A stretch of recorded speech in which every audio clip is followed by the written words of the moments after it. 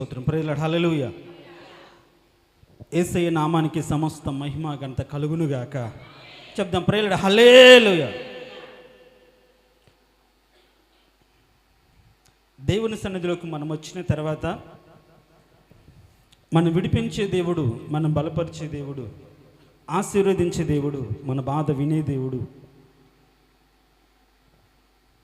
మన కష్టాలని తీర్చే దేవుడు, మనతో కూడా ఉండే దేవుడు అని మనం సంతోషంగా దేవుని మనం ఆరాధించాలి. దేవునికి స్తోత్రం. హల్లెలూయా. హృదయపూర్వకంగా మనం దేవుణ్ణి ఘనపరచాలి. దేవునికి స్తోత్రం. హల్లెలూయా. చెప్దాం హల్లెలూయా. వాక్య భాగ్యంలోకి వెళ్దాం. మరొకసారి అపోస్తలుడైన పౌలు రోమీయులకు రాసిన పత్రిక 3వ అధ్యాయం 12వ వచనం ఒకరు చదవండి. మరొకరు హెబ్రీయులకు రాసిన పత్రిక 13వ అధ్యాయం 10వ వచనం.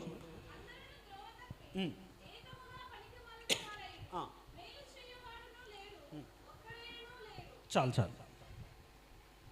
అందరూ త్రోవ తప్పి అనే పదాన్ని మనం ఆధారం చేసుకొని కొన్ని వారాలుగా దేవుడు ఏర్పరిచిన త్రోవ ఏంటి, దేవుడు నియమించిన త్రోవ ఏంటి అనే కొన్ని విషయాలను మనం తెలుసుకుంటూ ఆ త్రోవను, ఆ మార్గాన్ని మోషేకు దేవుడు బయలుపరిచాడు. మోషేకు బయలుపరిచి పాపములో నుండి వారిని విడిపించి వదిలివేయకుండా నడిపించడానికి దిగి వచ్చి వారితో కూడా ఉన్న దేవుడు అని మనం పోయిన వారం విన్నాం. దేనికి స్తోత్రం. హల్లెలూయా. ఆ మార్గంలో ఉన్న కష్టాలు ఏంటి అనే విషయాన్ని కూడా మనం పోయిన వారం ధ్యానం చేశాం. దేనికి స్తోత్రం. హల్లెలూయా. ఈ వారంలో ఎవరైనా ఆ మార్గం గుండా వెళ్ళారా? సంతోషంగా, ఎలాంటి ఇబ్బందులు, హ్యాపీగా ఈ వారం అంతా ఎలాంటి సమస్యలు, ఇరుకులు లేవు, ఇబ్బందులు లేవు అన్నవాళ్ళు ఏమైనా ఉంటే దేనికి స్తోత్రం చెప్పిన ప్రేయర్ హల్లెలూయా. ఎంత అదృష్టవంతులో. ఏం బాధ లేదు ఈ వారం. ఎక్కడ బాధపడలా, మీరు ఎక్కడ ఇబ్బంది పడలా. దేనికి స్తోత్రం. ఆ కాపుదలనిచ్చి మిమ్మల్ని నడిపించిన దేవుడు మహిమపరచబడును గాక. ఆ మార్గంలో కష్టం ఉంది, బాధ ఉంది. అయితే మనం అర్థం చేసుకోవాల్సిన పాయింట్ ఏంటంటే ఆ మార్గంలో దేవుడు కూడా ఉన్నాడు. దేనికి స్తోత్రం. హల్లెలూయా. అదే కదా మనం పోయిన వారం విన్నాం. ఆ మార్గంలో దేవుడు ఉన్నాడు. ఈరోజు ఇంకొక కొత్త కాన్సెప్ట్. అదే మార్గం ఇప్పుడు దిగి వచ్చాడు దేవుడు కదా. చెప్పండి, ఇంక నా వైపు చూస్తూ వినండి. దిగి వచ్చాడు. మోషేతో అంటే నేను వారి మధ్య నివసించున్నట్లు నాకు ఒక గుడారాన్ని కట్టు అని చెప్పాడు. అవునా కదా? రెఫరెన్సులు చెప్పుకుంటూ వెళ్తే టైం సరిపోదు. నాకున్న టైం మ్యాక్సిమం గంట అంతే, అంతకు మించి వివరించడానికి టైం లేదు. కాబట్టి ఈ టైంలోనే మ్యాక్సిమం చెప్పడానికి ట్రై చేస్తుంది. దేనికి స్తోత్రం. హల్లెలూయా. విడిపించిన దేవుడు నడిపించడానికి దిగి వచ్చి వారి మధ్య నివాసం ఉండాలని కోరుకున్నాడు. అయితే ఆయన నివసించున్నట్లుగా ఆయన ఉద్దేశాన్ని అనుసరించి నేను నీకు ఒక మాదిరి చూపుతాను, ఆ మాదిరి ప్రకారంగా నువ్వు గుడారం వేస్తే ఆ గుడారంలో నేను ఉంటానని మోషేతో చెప్పాడు. సింపుల్గా చెప్తున్నా. దేవుని స్తోత్రం. హల్లెలూయా. హల్లెలూయా. అవునా కదా? అంటే మీరు అర్థం చేసుకోవాల్సిన పాయింట్, మార్గంలో మనతో ఉన్న దేవుడు కానీ ఎక్కడున్నాడు? ప్రత్యక్ష గుడారంలో ఉన్నాడు. ఆయన ఉండడానికి ఆయన ఒక నిర్దిష్టమైన ప్రణాళికను, ఒక పద్ధతిని ఏర్పరిచాడు. ఆ పద్ధతి ప్రకారంగా మనం గుడారాన్ని కట్టుకుంటే అందులోకి వస్తాడు. ఎలాగంటే అలా రాడు. అంటే మనము ఇంకొకసారి వినండి. పాపములో నుండి విడిపించబడి నేను పాపినని ఒప్పుకొని మారు మనసు పొంది బాప్తిసం తీసుకొని సంఘములో చేర్చబడిన ఆ సంఘపు మార్గంలో, సంఘ సహవాసంలో నడుస్తున్న నీవు, దేవుని కాపుదల కిందికి వచ్చిన నీవు, లోకములో నుండి వేరైపోయి సంఘముగా సమకూర్చబడిన నీవు, నీ మధ్య నివసించడానికి నీవు కోరుకోకపోయినా, నువ్వు అడగకపోయినా, నువ్వు ఆశించకపోయినా, అదే కాకపోయిన వారిని చెప్పుకున్నాం. ఇజ్రాయెల్ ప్రజలు అడిగారా యేసు దేవుణ్ణి, అయ్యా విడిపించిన దేవుడు ఇంకా విడిపించి వెళ్ళిపోతే ఎట్లా ప్రభు, మాతో కూడా రమ్మన్నారా? ఏం రాలే, ఏం అడగలే. దేవుడే ఇష్టపడ్డాడు. దేవునికి స్తోత్రం, హల్లెలూయా. దేవునికి స్తోత్రం, హల్లెలూయా. ఆయన విడిపించి వదిలిపెట్టే రకం కాదు. విడిపించి వాళ్ళు సురక్షితమైన నివాసపురం చేరే వరకు వారితో కూడా ఉండి నడిపించే దేవుడు. దేవునికి స్తోత్రం, హల్లెలూయా. చెప్దాం హల్లెలూయా. కానీ ఈ నడిపించేటప్పుడు వారి మధ్యలో నివాసం ఉండడానికి మోషేతో అంటాడు, నేను వారి మధ్యలో నివసించినట్లు నాకు గుడారం కావాలి అని ఒక మాదిరి చెప్తాడు. ఆ మాదిరి ప్రకారం ఆయన ఒక ప్రత్యక్ష గుడారాన్ని ఏర్పరిస్తే అక్కడ వారి మధ్యలో అక్కడికి వచ్చాడు. దేవునికి స్తోత్రం, హల్లెలూయా. చెప్దాం ప్రైలర్, హల్లెలూయా. ఈ ఆ మాదిరికరమైన ఆ గుడారంలో 3 భాగాలు ఉన్నాయి. ఒకటి ఏంటి? ఆవరణము. 2 పరిశుద్ధ స్థలము. 3 అతి పరిశుద్ధ స్థలం. మనం అతి పరిశుద్ధ స్థలంలోనే కరుణాపీఠం ఉంటుంది, నిబంధన మందసం ఉంటుంది. ఆ కరుణాపీఠం మీద దేవుడు ఉంటాడు. వినండి, అంటే ప్రాకారములు కాదు, పరిశుద్ధ స్థలంలో కాదు, అతి పరిశుద్ధ స్థలంలో దేవుడి యొక్క షకీనా మేఘంతో ఆవరించబడి ఉంటుంది. అయితే ఇప్పుడు దేవుని సమీపించడానికి, బాగా వినండి, దేవుని సమీపించడానికి బలిపీఠం, గంగాళంతో కాలు కడుక్కొని బలిపీఠం మీద అర్పణ అర్పించి పరిశుద్ధ స్థలంలోకి వెళ్ళి అక్కడ దీప వృక్షాన్ని వెలిగించి ఆ విధంగా వేదిక మీద ధూపం వేసి అక్కడ ఉన్నటువంటి రొట్టెలను సవరించి అప్పుడు మాత్రమే అతి పరిశుద్ధ స్థలంలోకి వెళ్ళాలి. ఇది ఒక్కొక్కటి ఒక్కొక్క ప్రత్యేకమైన అనుభవాలు ఉన్నాయి. దేవునికి స్తోత్రం, హల్లెలూయా. అంటే దేవుని సన్నిధికి వాస్తవానికి పాత నిబంధన ప్రకారం ఏ వ్యక్తి కూడా వెళ్ళడానికి లేదు. డైరెక్ట్గా మనుషులకు దేవునికి మధ్యలో ఒక వ్యక్తి ఉన్నాడు. ఆ వ్యక్తిని ఏమంటున్నాం? యాజకుడు అంటున్నాం. దేవునికి స్తోత్రం, హల్లెలూయా. మనుషుల తరపున వాళ్ళ అర్పణలను, వారి ప్రార్థనలను దేవుని సన్నిధికి చేరవేయడానికి మధ్యలో దేవుడు ఒక వ్యక్తిని నియమించుకున్నాడు. ఆ వ్యక్తి యాజకుడు. ఆ యాజకుడు మాత్రమే ప్రజల తరపున వారు అర్పించే అర్పణను అతి పరిశుద్ధ స్థలంలోనూ దేవుని ఎద్దుకు తీసుకువెళ్తారు. ఈ అతి పరిశుద్ధ స్థలంలో కొన్ని సంవత్సరానికి ఒక్కసారే వెళ్ళగలిగా, అది కూడా ప్రధాన యాజకుడే. ఒక క్రమం అనేది, దేవుని ఎద్దుకు వెళ్ళడానికి క్రమం అనేది దేవుడు ఏర్పరిచాడు. అయితే ప్రభు అయిన యేసుక్రీస్తు లోకానికి వచ్చిన తర్వాత, బాగా వినండి, ఇది సబ్జెక్టు ప్లస్ మన ఆత్మీయ, అంటే మనం అర్థం చేసుకున్న పాయింట్, జనరలైజ్ మెసేజ్ కాదు. ఇది వాస్తవం, వాక్యానుసారమైనటువంటి వాక్యం, దేవుని చిత్తానుసారమైన వాక్యం. ఒక క్రమాన్ని, అంటే దేవుణ్ణి కలుసుకోవడానికి ఒక క్రమాన్ని దేవుడు మొదటే నియమించాడు, ఏర్పరిచాడు. అది ఏ వ్యక్తి డైరెక్ట్గా రాకుండా యాజకుడు లేకుంటే ప్రధాన యాజకుడుల ద్వారా వాళ్ళ అర్పణను దేవునితో లేకుంటే దేవునికి అర్పించుకునే ఒక పరిస్థితిని దేవుడు పాత నిబంధనలో ఏర్పాటు చేస్తే, ప్రభువైన యేసుక్రీస్తు వచ్చి సర్వమానవాళి కోసం విమోచనార్థముగా ఏం చేశాడు? తన్ను తాను బలిగా అర్పించుకొని తన రక్తాన్ని చేతబుచ్చుకొని అతి పరిశుద్ధ స్థలమైన దేవుని మందిరంలో ప్రవేశించి మనందరి కొరకు ఒకటే బలి అర్పించి పాపము నుంచి మనందరిని ఏం చేశాడు? విడిపించాడు. దేవునికి స్తోత్రం, హల్లెలూయా. మీరు కానీ ఒక్క మాట చదువుదాం. హెబ్రీలకు రాసిన పత్రిక, అపోస్తలుడైన పౌలు హెబ్రీలకు రాసిన పత్రిక 10వ అధ్యాయం నుంచి కొన్ని మాటలు మనం చదివితే,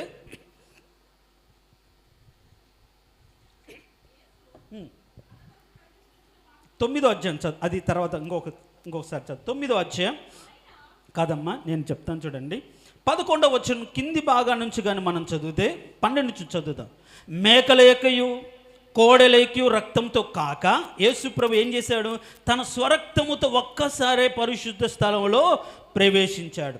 ఇలా ప్రవేశించిన దాన్ని బట్టి ఏం జరిగింది అంటే, ఇప్పుడు చూడండి, ఏలయనగా మేకల యొక్కయు ఎడ్ల యొక్కయు రక్తమును మైలపడిన వారి మీద ఆవు దూడ బూడిద చల్లుటయు శరీర శుద్ధి కలుగునట్లు వారిని శుద్ధపరిచిన ఎడల, అంటే ఆ రోజు రక్తము ప్రోక్షించిన దాన్ని బట్టి వాళ్ళు శుద్ధీకరించబడ్డారు. దానికంటే ఇప్పుడు ఏమంటున్నాడంటే 14 వచనంలో, నిత్యుడగు ఆత్మ ద్వారా తన్ను తాను దేవునికి నిర్దోషినిగా అర్పించుకున్న యేసుక్రీస్తు రక్తం ఏం చేస్తుంది? నిర్జీవ క్రియలు విడిచి జీవం గల దేవుని సేవించడకు మన మనస్సాక్షిని ఎంతో ఎక్కువగా శుద్ధి చేస్తుంది. దేవునికి స్తోత్రం, హల్లెలూయా. తర్వాత అదే అధ్యాయం 28వ వచనం చదవండి. 28వ వచనం, అలాగునే క్రీస్తు కూడా అనేకుల పాపములు భరించుటకు ఒక్కసారే అర్పించబడి అని చదువుతాం. దేనికి స్తోత్రం, హల్లెలూయా. ఎందుకు అర్పించబడ్డాడు అంటే అదే 25వ వచనం పై వచనం, అయితే ఆయన యుగ సమాప్తి యందు తన్ను తానే బలిగా అర్పించుకున్నట వలన పాప నివారణ చేయుటకై అని రాయబడింది. ఈ మాటలన్నీ కూడా అర్థం చేసుకుంటే ప్రభుని యేసుక్రీస్తు లోకానికి వచ్చి సర్వమానవాళి యొక్క పాప విమోచన తన రక్తమును అంటే తన ప్రాణమును విమోచన క్రయదనంగా చెల్లించి సర్వమానవాళి మీద ఉన్న పాప దోషాన్ని ఏం చేశాడు? తీసివేశాడు.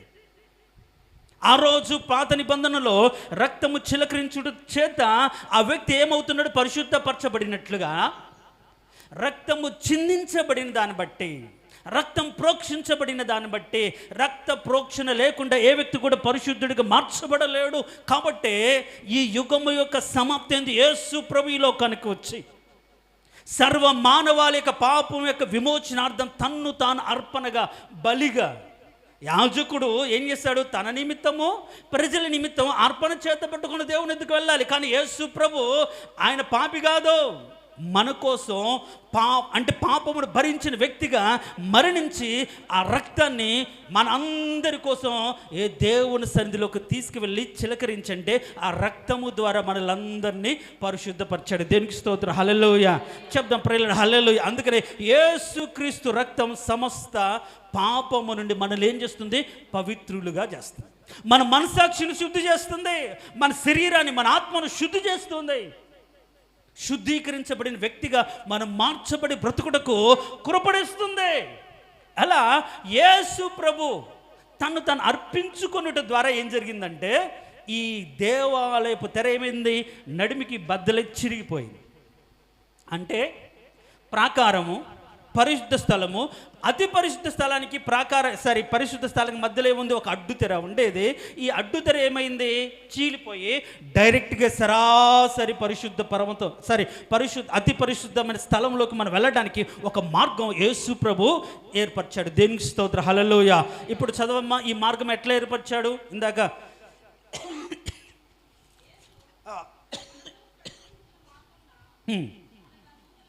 అనగా నూతనమైనదియు జీవము గలదియు ఆయన శరీరము.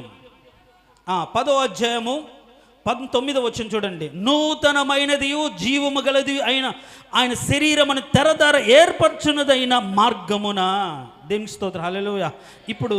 ఇప్పుడు పాత నిబంధన కంటే కొత్త నిబంధనలో ఉన్న మనల్ని సరాసరి దేవుని యొద్దకు చేర్చడానికి మధ్యలో ఉన్న అడ్డుతెరను తీసివేసి సరాసరి ఒక వ్యక్తి దేవుని యొద్దకు వెళ్ళడానికి, దేవుణ్ణి సమీపించడానికి ఒక మార్గాన్ని దేవుడు యేసు ప్రభు ఏర్పరిచాడు. దేవునికి స్తోత్రం, హల్లెలూయా. అది ప్రతిష్ఠించిన మార్గం. ఎట్లా ప్రతిష్ఠించాడు? ఆయన తన రక్తము ద్వారా ప్రతిష్ఠించి నూతనపరిచాడు, నూతన నిబంధన ఇచ్చాడు.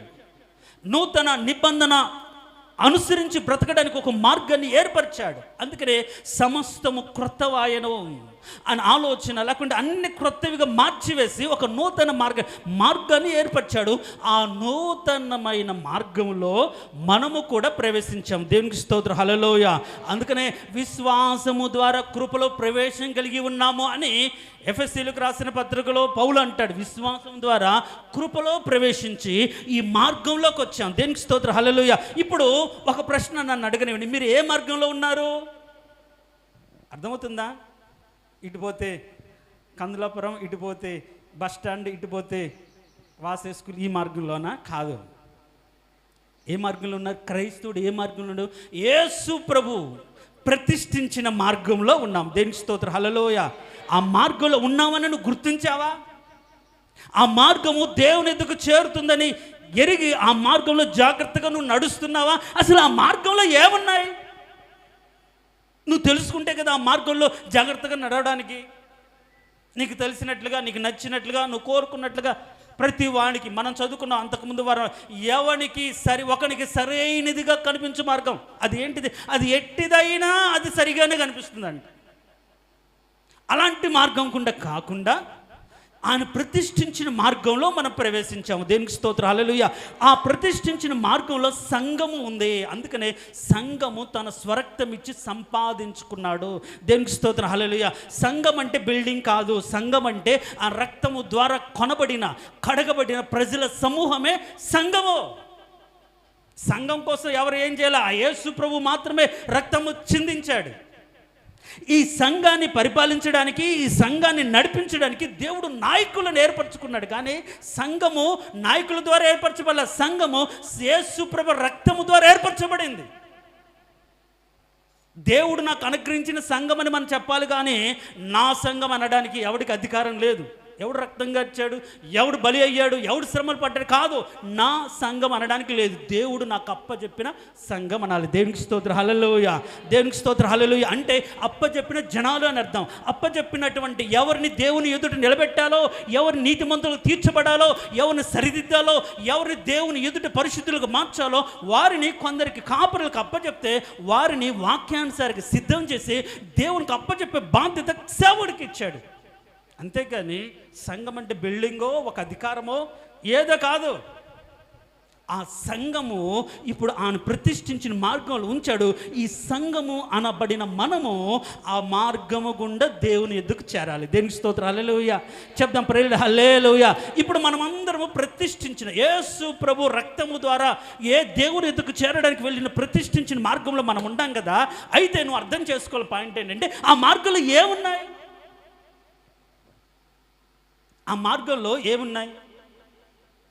పోయిన వారం అయితే కష్టం ఉంది, బాధ ఉంది, మార అనుభవం ఉంది, చేదైన అనుభవం ఉంది, శ్రమలు ఉన్నాయి, ఆకలి దప్పులు ఉన్నాయి, అలమటించిన ఆలోచన ఉంది. అది కాదు. ఇప్పుడు నేను బాగా వినండి, సరదా చెప్పే వాక్యం కాదు. యేసుక్రీస్తు రక్తము ద్వారా కడగబడి ఆయన సంఘంలో చేర్చబడిన నీవు ఆయన ప్రతిష్ఠించిన మార్గము ద్వారా మాత్రమే దేవుని ఎద్దుకు చేరాలి. దేవునికి స్తోత్రం, హల్లెలూయా. మీరు మార్గం తప్పి తిరిగితే నేనేం చేయలేను. నా ఇష్టం, నా మార్గం అనుకుంటే ఎవడేం చేయలేడు. కానీ ఆ మార్గంలో ఉండాలనుకున్న వారికి నేను చెప్తున్న మాట చాలా జాగ్రత్తగా విని ఆ సంఘ సహవాసాన్ని అర్థం చేసుకొని ఆ మార్గంలో మన మనసును, మన ఆత్మను, మన శరీరాన్ని లోబర్చుకొని ఆ సంఘ సహవాసంలో ఎదిగే ఉన్నతమైన ఆలోచన దేవుడు మనందరికీ అనుగ్రహించును గాక. హల్లెలూయా. శబ్దం ప్రేరణ, హల్లెలూయా. ఇప్పుడు చదువుదాం, అసలు పాయింట్లోకి వెళ్దాం. అదే ఏప్రిల్కి రాసిన పత్రిక 13వ అధ్యాయం 10వ వచనం.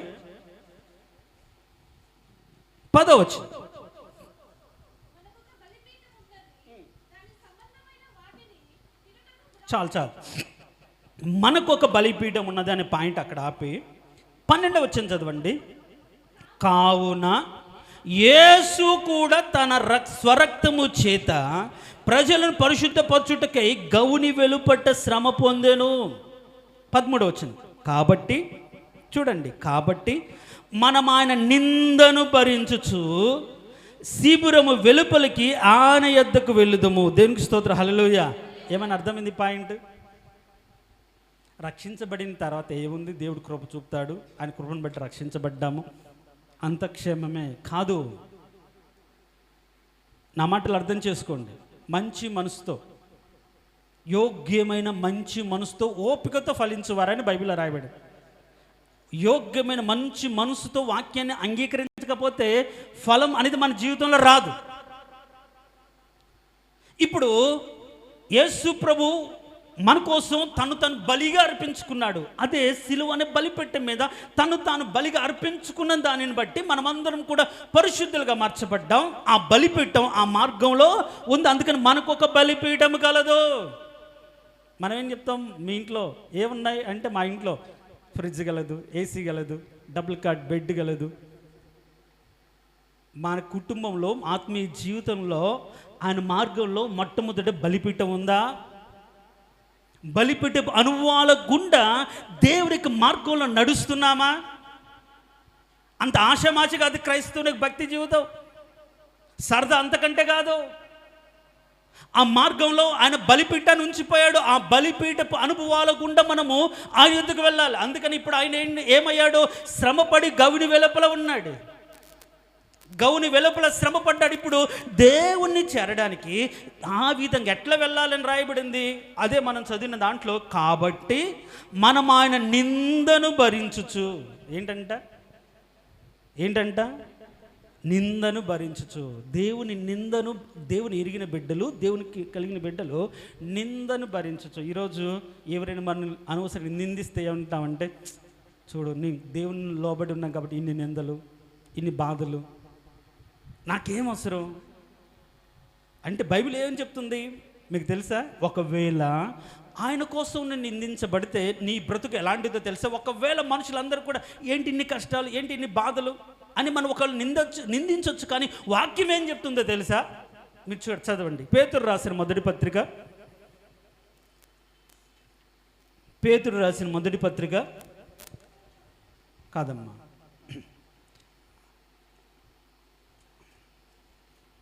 4వ అధ్యాయం, 4వ అధ్యాయం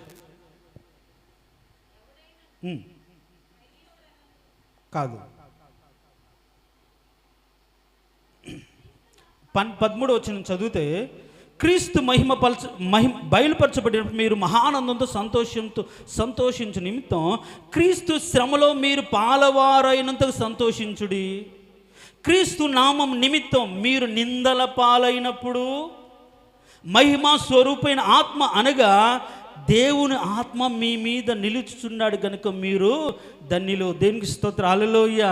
నిందలలో దేవుడు అంటే మనం ఈ లోకంలో మనం నిందించినప్పుడు, బాధపడ్డప్పుడు మనం భయపడాల్సిన అవసరం లేదు. కారణం ఏంటి?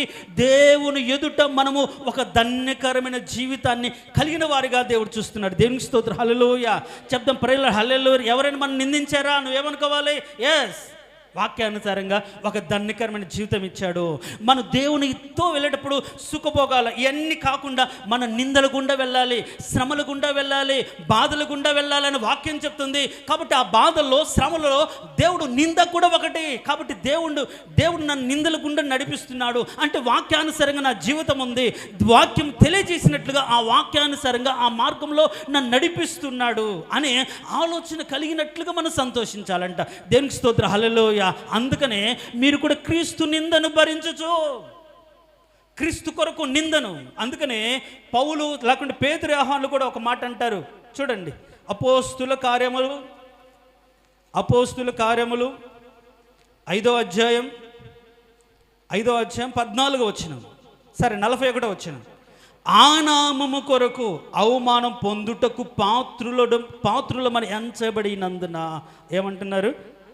వారు సంతోషంగా వెళ్ళారు. దేవునికి స్తోత్రం. హల్లెలూయా. ఈరోజు దేవుని కొరకు, దేవుని నామం కొరకు ఒకవేళ ఎదుటివారు మనం నిందించి అవమానించినా సరే ఓపికతో భరించగలిగినటువంటి మంచి మనసు నీలో ఉందా?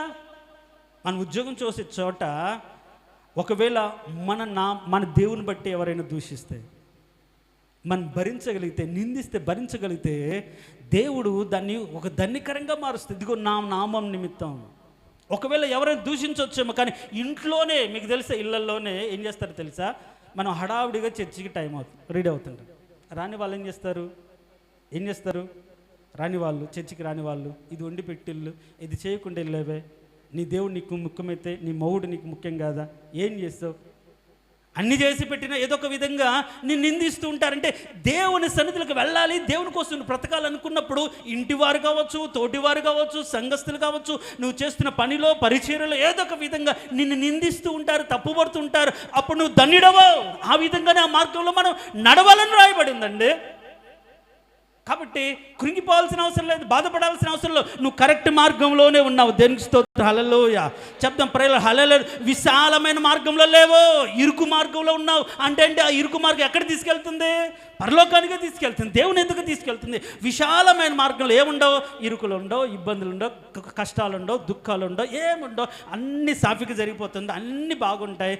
చాలామంది అవి కోరుకుంటుంటారు. కానీ నువ్వు పరలోకము చేరాలంటే ఏంటంటే శ్రమల ద్వారా వెళ్ళాలి. దేవునికి స్తోత్రం. హల్లెలూయా చెప్దాం. ప్రేయర్ హల్లెలూయా. మారు మనసు పొంది బాప్తిసం తీసుకున్న ఏ వ్యక్తి అయినా సరే పరలోకానికి వెళ్ళాలంటే సుఖంగా కాదు, శ్రమల గుండా వెళ్ళాలి. దేవునికి స్తోత్రం. హల్లెలూయా.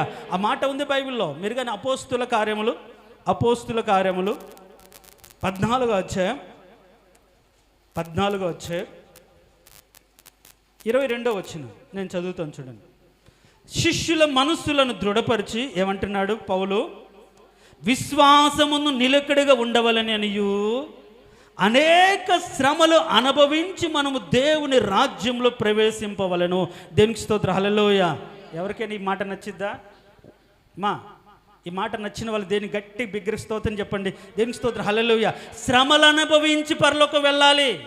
ఇప్పుడు మీరు చెప్పండి, నేను శ్రమలను అనుభవించి.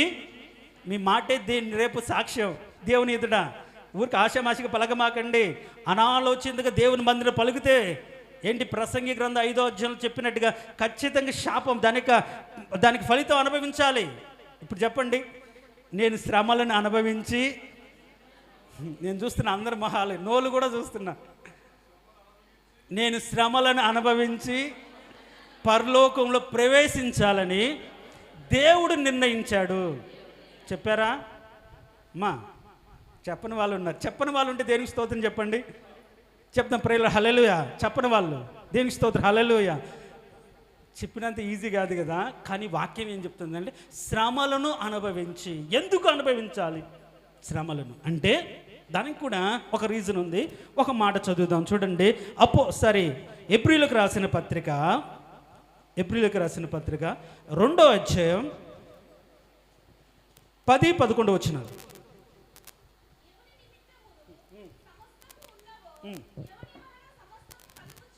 ఎవని నిమిత్తం సమస్తం ఉన్నవో, ఎవని వలన సమస్తం కలుగుచున్నవో ఆయన అనేకులైన కుమారులను మహిమకు తెచ్చుచుండగా వారి రక్షణ కర్తను శ్రమల ద్వారా సంపూర్ణంగా చేయుట ఆయనకు తగును. ఏంటంటే యేసు ప్రభునే ఏం చేశారు? శ్రమల ద్వారా ఏం చేశాడు? సంపూర్ణునిగా మార్చాడు. దాని కింద మాట చదవండి.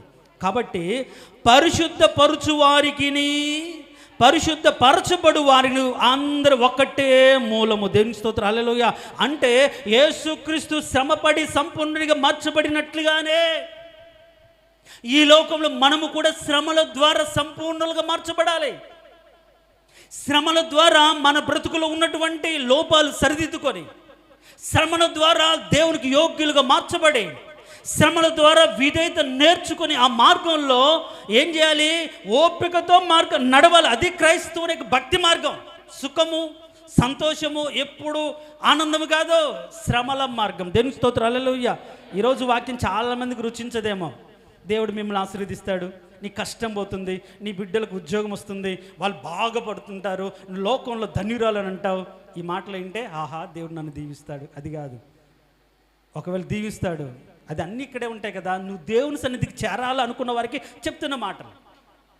లోకము ఆశ గతించిపోతుంది, కానీ ప్రభు మార్గం, ప్రభు చిత్తం చేసేవాడు నిరంతరం నిలుస్తాడు అనే ఆలోచన కలిగి నేను ఏ విధంగా అయినా సరే దేవుని సన్నిధికి చేరాలి, దేవునితో ఉండాలి అనుకున్న వారికి ఈ మాటలు. పై భక్తి చేసేవారికి కాదు, సరదాగా మందిరానికి వచ్చేవాళ్ళు కాదు, అవసరతల కోసం మందిరానికి వచ్చేవారికి. అంతకంటే కాదు, నువ్వు దేవుని ఎరిగిన తర్వాత ఆయన మార్గంలో, ఆయన ఏర్పరిచిన మార్గంలో ఆయన దగ్గరికి వెళ్ళాలంటే ఆయన మార్గంలో బలిపెట్టం ఉందే. ఆ శ్రమల ద్వారా నిన్ను సంపూర్ణులుగా మార్చి ఏం చేస్తాడు? దేవుని సన్నిధికి చేరుస్తాడు. సత్యాన్ని ఎరిగి ఈ లోకంలో అనేకమైన శ్రమలు అనుభవించి, ఈ శ్రమలలో మనల్ని మనం దేవునికి అప్పచెప్పుకొని ఆయన నడిపింపుకు లోబడి ఆయన చిత్తానుసారంగా బ్రతికి ఈ శ్రమల వలన ఏం చేయాలి? దేవుని మహిమపరిచి పరలోకానికి వెళ్ళాలి. దేవునికి స్తోత్రం. హల్లెలూయా. హల్లెలూయా. అది క్రైస్తవ జీవితం. శ్రమల వలన దేవుని మహిమపరచగలిగిన భక్తి నీ జీవితంలో ఉండాలి. కృంగిపోతే కాదు, బాధపడితే కాదు, ఏడుస్తే కాదు, రోధిస్తే కాదు. అంటే శ్రమలు నీ మార్గంలో ఉన్నాయంటే అర్థం ఏంటంటే నువ్వు కరెక్ట్ మార్గంలో ఉన్నావు అని అర్థం. ఎలాంటి శ్రమ లేదు, బాధ లేదంటే ఎప్పుడో నీ మార్గం రూట్ మార్చి విశాలమైన మార్గంలోకి వెళ్ళావని అర్థం. చాలామంది శ్రమలో ఉన్నారు కాబట్టి వాళ్ళందరూ ఎక్కడున్నారు? దేని మార్గంలో ఉన్న దేనికి స్తోత్రం, హల్లెలూయా. కాబట్టి శ్రమల వలన దేవుడు మనల్ని ఏం చేస్తాడు, సంపూర్ణంగా చేస్తాడు. యేసు ప్రభునే ఏం చేశాడు, శ్రమల ద్వారా సంపూర్ణంగా చేశాడు. అది అందరికీ ఒకటే, పరిశుద్ధ పరచువానికి పరిశుద్ధ పరచబడు వారికి కూడా ఒకటే మూలం. అదేంటంటే శ్రమల ద్వారా సంపూర్ణంగా చేయబడాలి. దేనికి స్తోత్రం, హల్లెలూయా. కాబట్టి ఈ శ్రమల మార్గం గుండా మనం వెళ్తూ ఉన్నప్పుడు నువ్వు దిగులు పడాల్సిన అవసరం లేదు. ఎందుకంటే మనకంటే ముందు యేసు ప్రభు శ్రమపడి జయించి పునరుద్ధానుడై జయకరమైన జీవితాన్ని జీవించిన దేవుని నువ్వు మాదిరిగా ఎంచుకొని ఆ మార్గంలో నడవాలి. అదే క్రైస్తవ భక్తి జీవితం. అందుకని మనకు ఒక బలిపీఠ ఉన్నది. బలిపీఠం స్టార్టింగ్ ఉంటుంది. ఇప్పుడు ఆ వరండా అనేది ఆవరణం అయితే ఆవరణలోనే బలిపీఠం. మీరు కూర్చున్న ప్రదేశం పరిశుద్ధ స్థలం అయితే అక్కడ ధూపవేదిక, దీపవృక్షము, రొట్టెలు, బల్ల ఉంటుంది. అతి పరిశుద్ధ స్థలమైనటువంటి ఈ స్థితిలో మందసం, కరుణాపీఠం ఉంటుంది. అంటే మొదట ఏముంటుందంటే బలిపీఠం ఉంటుంది. అందుకని మనకు ఒక బలిపీఠం కలదు. సో ఆ బలిపీఠం అంటే యేసు ప్రభు కూడా తను బలిగా అర్పించుకొని దేవుడి చేత అంగీకరించబడి ఆయన నిజమైన దేవుని కుమారుగా నిరూపించబడి సాక్షాత్కరంగా బ్రతికినట్లుగా మనము కూడా ఈ లోకంలో ఈ బలిపీఠం మీద, ఈ లోకంలో మన ఎదుట ఉంచబడిన బలిపీఠం మీద మనము సజీవ యాగముగా సమర్పించుకొని ఆ మార్గంలో బ్రతకాలి. దేనికి స్తోత్రం, హల్లెలూయా. చెప్దాం ప్రైలర్, హల్లెలూయా. ఏ వ్యక్తి అయినా సరే, అది పాత నిబంధన కావచ్చు, కొత్త నిబంధన కావచ్చు, అంటే దేవుని చేత అంగీకరించబడాలి అంటే ముందు అతను బలి అర్పించాలి. బలి తను దేవునికి బలిగా అర్పించుకున్నప్పుడే ఆ వ్యక్తి అంగీకరించబడతాడు. ఆ వ్యక్తి అంగీకరించబడ్డానికి సాదృశ్యంగా దేవుడు ఏం చేస్తాడు, అంటే పైనుంచి అగ్నిని కుమ్మరిస్తాడు. అందుకనే నోవహు బలిపీఠం కడితే దేవుడు అగ్నిని పంపి దాన్ని దహించి వేసి తన యొక్క ఆ బలిపీఠాన్ని తను అంగీకరించినట్టుగా నిరూపణ అయింది. సరే, లేకుంటే అంగీకరించినట్టుగా మనకు అర్థమవుతుంది. కానీ ఏలియా బలిపీఠం మీద ఆయన అగ్ని కుమ్మరించినప్పుడు అది ఆయన నిజమైన దేవుడని నిరూపితమైంది. ఆ విధంగానే యెషయా గ్రంథం 6వ అధ్యాయంలో బలిపీఠం మీద నిప్పులు మనల్ని ఏం చేస్తాయి, పరిశుద్ధపరుస్తారని అర్థమవుతుంది. అంటే ఈ బలిపీఠం ద్వారా, ఈ బలిపీఠ అనుభవం ద్వారా ఆ మార్గంలో నీవు బలిపీఠం మీద నువ్వు సమర్పించుకున్న దానిని బట్టి నీవు దేవునికి అంటే దేవుడిని అంగీకరిస్తాడు. ఒకటి. రెండు, నువ్వు నిజమైన క్రైస్తవుడిగా నిరూపించబడతావో, నిన్ను పరిశుద్ధపరచుకుని ఆ మార్గంలో నడుస్తావు. దేనికి స్తోత్రం, హల్లెలూయా. అందుకని బైబిల్ ఏమనుంది, పరిశుద్ధపరచబడి పరిశుద్ధులుగా ఉండుటకు పిలువబడిన వారు యేసు ప్రభు పరిశుద్ధపరిచాడు. కానీ పరిశుద్ధులకు ఉండే స్థితి, పరిశుద్ధతను కాపాడుకొని యోగ్యత, పరిశుద్ధులకు బ్రతికే జీవిత విధానాన్ని ఎరిగి ఈ మార్గంలో ఉన్న కష్టాలు, ఈ మార్గంలో ఉన్న నష్టాలు, ఈ మార్గంలో నిందలు, ఈ మార్గంలో ఉన్న సమస్యలు అన్నిటిని భరిస్తూ ఓపికతో ఆ మార్గం గుండా వెళ్ళగలిగిన ఒక శ్రేష్టమైన మంచి మనసు మనకు కలిగి ఆ మార్గం గుండా దేవుని ఎద్దుకు మనము చేరాలి. దేనికి స్తోత్రం, హల్లెలూయా. ఎంత కష్టమో చూడండి, అంత ఈజీ కాదు. ఏంటంటే ఆయన బలిపీఠ మనకుంది, అది గవిన వెలుపుట ఉంది. మనము కూడా ఆ బయట ఉన్న దేవుని ఎందుకు నిందను భరిస్తూ శ్రమను సహిస్తూ దేవుని ఎద్దుకు మనము వెళ్ళాలి. దేవునికి స్తోత్రం, హల్లెలూయా. చెప్దాం హల్లెలూయా. ఐ థింక్ ఎవరు పరలోకానికి వెళ్ళారు అనుకుంటున్నారా? ఇట్లయితే చాలా కష్టమేమో. కష్టమేం కాదు, అర్థం చేసుకుంటే అంగీకరించుకుంటే అంటే అప్పచెప్పుకుంటారు దేవునికి. అప్పచెప్పుకుంటే దేవుడు నడిపిస్తాడు, అంతే. మనం అప్పచెప్పుకోలేక, ఆ మార్గాన్ని అర్థం చేసుకోలేక, మనకున్న ఆలోచనలు బట్టి దేవుణ్ణి గుర్తెరిగి, మనకు తెలిసిన దాన్ని బట్టి భక్తి చేస్తూ ఇది కాదు ఇట్లా కాదు అనుకుంటూ బ్రతుకుతాను. అందుకనే నీకు తెలిసిన విధంగా కాకుండా వాక్యం చెప్పినట్లుగా నీవు భక్తి చేయాలి. దేనికి స్తోత్రం, హల్లెలూయా. చెప్దాం ప్రేయర్, హల్లెలూయా. వాక్యానుసారమైన భక్తి ప్రతి ఒక్కరికి దేవుడు అనుగ్రహించునుగాక. వాక్యానుసారమైనటువంటి సంఘ సహవాసపు అనుభవాల్లో ప్రతి ఒక్కరు నడిచే మనసు ప్రతి ఒక్కరికి దేవుడు అనుగ్రహించునుగాక. దేవునికి స్తోత్రం, హల్లెలూయా. అయితే ఈ బలిపీఠం యేసు ప్రభు తను బలిగా అర్పించుకొని నిరూపించబడ్డాడు. మళ్ళీ ఆ బలిపీఠం మనకు కూడా ఉందిగా. నీ బలిపీఠం ఎట్లా ఉంది, అది పాయింట్ ఈరోజు. ఈ మార్గంలో ఏముంది, బలిపీఠం ఉంది. ఈ మార్గంలో ఏముంది, బలిపీఠం. ఈ బలిపీఠం ద్వారా దేవుని దగ్గరికి వెళ్ళాలి. తెర చినిగింది కానీ ఈ అనుభవాలు ఉండాలిగా. అంటే ఏంటి, బలిపీఠం అంటే సమర్పణ. తర్వాత ధూపవేదిక అంటే ప్రార్థన అనుభవం. తర్వాత ఇంకేమని చెప్పుకున్నాం? బల్ల అంటే సహవాసం. తర్వాత ఇంకేముంది అక్కడ? తైల వృక్షం, సరే ఇంకొకటి ఏంటి? ధూపవేదిక, దీపస్తంభం. దీపస్తంభం అంటే పరిశుద్ధాత్మ అనుభవం. ఈ అనుభవాలు ఉంటేనే దేవుని దగ్గరికి చేరతాం. అది అప్పుడైనా ఒకటే, ఇప్పుడైనా ఒకటే. ముందు సమర్పణ, అంటే ఈ సమర్పణ అందరికీ తెలియాలి. దేవునికి స్తోత్రం, హల్లెలూయా చెప్దాం, ప్రేయర్ హల్లెలూయా.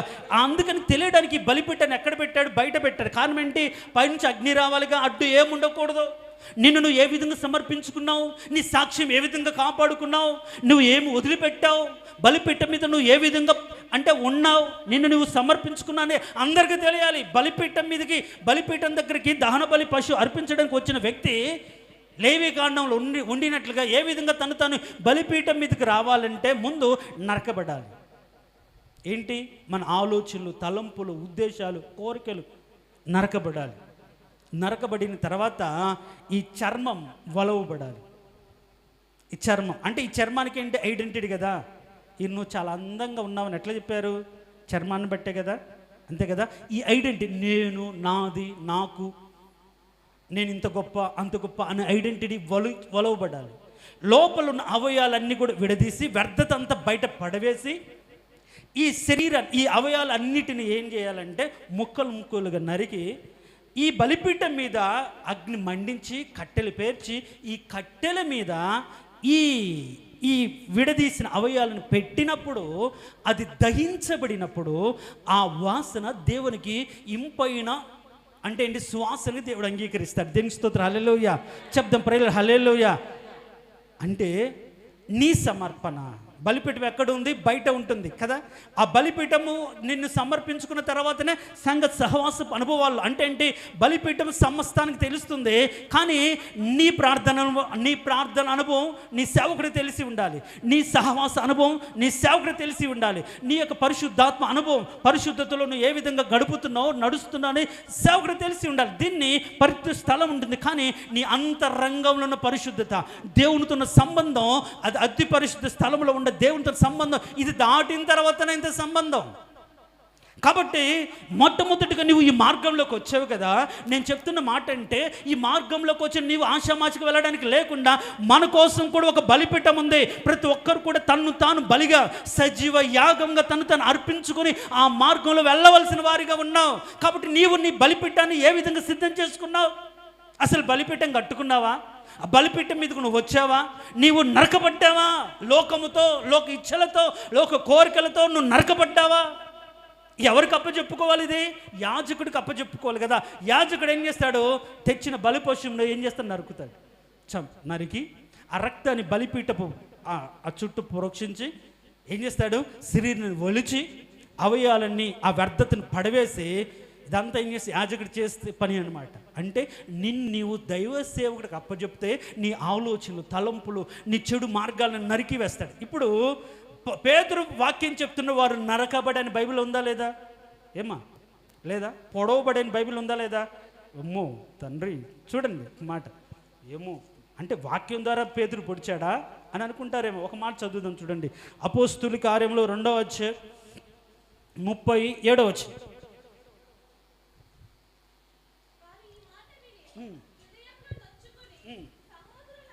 చాలు నొచ్చుకొని అనే మాటను కింద పుట్టినోట్లే ఉంది, పొడవబడి. అందుకనే మాటలు కూడా ములుకులు వంటి పలుకులు పొడుస్తుంటారు. ఒక్కొక్క మాట పలుకుతూ ఉంటే అది బాకులా దిగుతూ ఉంటుంది. అట్లానే పేతురు చెప్తుంటే, పేతురు వాక్యం చెప్తుంటే వాళ్ళు నొచ్చుకున్న దానికి అర్థం ఏంటి? పొడవబడి. అంటే ఎప్పుడైతే పొడిచారో వాళ్ళ హృదయంలోంచి పాపపు రక్తం పోయింది. ఎప్పుడైతే మన జీవితంలో నొప్పి కలుగుతుందో అది పాపం యొక్క నొప్పి పోతుంది, అంటే అది స్థితి అంతా పోతుంది. ఆ విధంగానే మనం నరకబడాలి. అంటే మన బ్రతుకులో వాక్యము ద్వారా మనము నరకబడి లోకముతో, లోక ఇచ్చలతో, లోకస్తులతో సంబంధాన్ని మనం తెగదించుకొని బలిపీఠం మీదకి రావాలి. దేవుడు ఊరికనే నిన్ను అంగీకరించడు. నువ్వు ప్రార్థన చేస్తే, నువ్వు దేవుని దగ్గరకు దశంభాగాలిస్తే కాదు, నీవు దేవుని సన్నిధిలోకి వచ్చి ఆ మాట చదువుతాం. ఒక్క మాట చదువుతాం చూడండి. లేవీకాండం 1వ అధ్యాయం నేను చదువుతాను. లేవికాండం 1వ అధ్యాయం 1-3 వచనాలు కానీ మీరు తర్వాత చదువుకోండి. దాంట్లో ఈ వ్యక్తి దేవుడు అంగీకరించినట్లు ఏంటంట 3వ వచనంలో దహన బలి రూపంగా అర్పించినది తాను యెహోవా సన్నిధి అంగీకరింపబడినట్లు. 3వ వచనం అంగీకరింపబడినట్లు. నువ్వు దేవుని సన్నిధిలో అంగీకరింపబడాలంటే ఏం చేయాలి అంటే మొదట తాను దేవుని సన్నిధిలోకి రావాలి. చూడండి, దేవుని సన్నిధిలోకి రావాలి.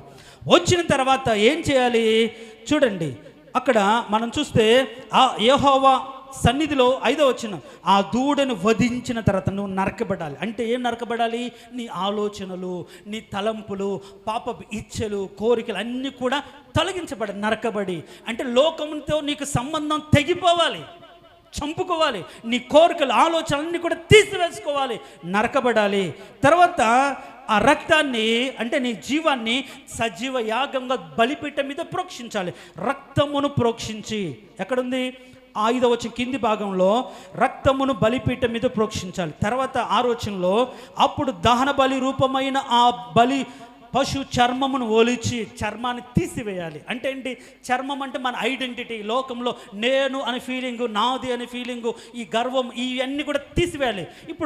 ఇప్పుడు అది ఎర్రనిదైనా తెల్లనిదైనా లేకపోతే నల్లది ఏ దూడ తెచ్చినా సరే చర్మం ఒలిచిన తర్వాత రూపం తెలుస్తుందా? కలర్ తెలుస్తుందా? తెలియదు కదా. తెలుస్తుందమ్మా? తెలియదు కదా. అంటే ఇప్పుడు దేవుని దగ్గరికి వాళ్ళు నేను బలిష్టమైనది ఎర్రని పెయ్య తెచ్చాను ఒకటి అంటాడు, నేను తెల్లని తెచ్చాను అంటాడు ఇంకో. ఇవన్నీ కూడా అందుకని నేను తెల్లనిది ఎర్రనిది బలిష్టం ఇవన్నీ లేకుండా ఆ ఐడెంటిటీని తీసి పడేస్తే లోపల అంత మాంసం అంతా ఒకటే కలర్లో ఉంటుందా? రకరకాల కలర్లో ఉంటుందా? బయట తెల్లగా ఉంటుంది కాబట్టి మాంసం తెల్లగా ఉంటుందా? లోపల ఎర్రగా ఉంటుంది, బయట ఎర్రగా ఉంటుంది, లోపల తెల్లగా ఉంటుంది, ఎర్రగా ఉంటుంది, ఉండదు కదా. అంత చర్మం ఒలిస్తే అందుకనే మనం అందరం కూడా ఒకటే ఎప్పుడు అవుతామంటే మనలో నిచ్చిన నేను, నా స్థాయి, నువ్వు అనే ఫీలింగ్ మన సంఘంలో తొలగిపోతే అప్పుడు మనం అందరం కూడా ఒకటేలా కనిపిస్తాం. అది తొలగించుకోలేక ఆ చర్మం వలవబడలేక పక్కన కూర్చుని అటు ఇటు చూడడం, ఇంకొకరి కోసం ఎదురు చూడడం, పాడేటప్పుడు ఎత్తేసాలు, ప్రార్థనలు తేడాలు, పలకరింపులు తేడాలు, సహవాసములు తేడాలు, లేకుంటే తర్వాత కలిసి ఉండే విషయంలో తేడాలు ఎందుకు వస్తాయంటే ఐడెంటిటీ, నేను, నా వారు, నా వాళ్ళు అనే ఫీలింగ్. కానీ సంఘం అట్లా కాదుగా, ఒలవబడిన వారిగా, చర్మం చీల్చబడిన వారిగా అంత ఒకే శరీరంగా మార్చబడాలి. ఎప్పుడు అంటే నీకున్న ఐడెంటిటీని పోగొట్టుకుంటే కదా. కాబట్టి ఆయన సంఘంలోకి వచ్చిన తర్వాత బలిపీఠం మీదకి వచ్చిన తర్వాత అలానే వధించకుండా ఏం చేస్తున్నారు? చర్మాన్ని, పశు చర్మాన్ని చీల్చివేసి ఈ అవయవాలను కడిగి, ఇప్పుడు చీల్చబడితే కాదు, ఈ అవయవాలను నీటితో కడిగి, వాక్యంతో కడిగి, పరిశుద్ధపరచబడిన ఆ మాంసం విభజించిన ఆ మాంసం ఆ కట్టెలను పేర్చి ఆ మీద అగ్ని రాజేసి ఈ కట్టెల మీద ఆ యొక్క అవయవాలను ఉంచాలి. అప్పుడు అది దహించబడుతుంది. దేని స్తోత్రాలు. ఇప్పుడు ఈ దహించబడితేనే అప్పుడు దేవుని అంగీకరిస్తాడు. ఇప్పుడు చెప్పండి, దేవుడు నిన్ను అంగీకరించాలంటే అంత ఈజీనా? పోనీ అంగీకరించాడా అనుకుంటున్నావా? భ్రమలో బ్రతుకుతున్నావు. కరెక్ట్ కాదు. నీ సమర్పణ, నువ్వు దేవుని సన్నిధిలో నీ తలంపులు నరుక్కొని నీ చర్మాన్ని ఒల్చి యాజకుడికి నిన్ను అప్పచెప్పుకుంటే యాజకుడు అదంతా ఎవరు చేస్తే యాజకుడే కదా చేసి ఆయన బలిపీఠం మీద పెడతాడు. అప్పుడు అగ్ని దహించినప్పుడే దేవుడు అంగీకరించినట్టు గుర్తు. చూడండి, కాబట్టి ఈ మార్గంలో మొట్టమొదటిగా మన సమర్పణ అందరికీ తెలియాలి. ఏం సమర్పించుకున్నావు, ఎలా బ్రతుకుతున్నావు, ఏం వదిలిపెట్టావు, బలిపీఠం మీద నువ్వు ఏం పెడుతున్నావు? ఒక రోజు ఉపవాసం ఉండలేవు, ఒక రోజు కన్నీరు కార్చలేవు, ఒక రోజు, ఒక వారం, ఒక నెల కరెక్ట్గా మందిరానికి రాలేవు, ఒక వారం అన్ని నియామక కూటాలకు రాలేవు. ఏం సమర్పణ అనేది? ఏ సహవాసంలో ఉన్నావు నువ్వు? దేవుడు నిన్ను ఎట్లా అంగీకరిస్తాడు? అని సన్నిధికి రాకుండా అంగీకరిస్తాడా?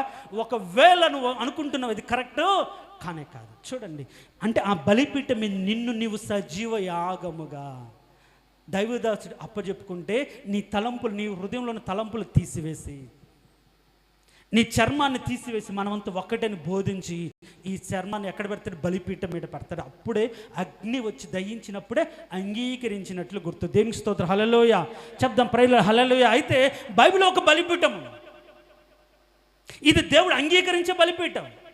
దేవునికి ఎవరైతే తమ్ముళ్ళు అర్పించుకున్న వారిని దేవుడు అంగీకరించి వీరు నా బిడ్డలని నిరూపించుకుని బలిపీఠం. కానీ బైబిల్లో రూబేనీయులు, గాదీయులు ఏం చేశారంటే యోర్దానుకు అటుపక్కకు రాకుండా ఇటుపక్కన ఉండి, సో అటుపక్క వాళ్ళు బలిపీఠం కట్టుకున్నారు కాబట్టి ఇక్కడ కూడా చూపునకు రమ్మెదైన గొప్ప పెద్ద బలిపీఠం కట్టారంట. ఏం కట్టారు?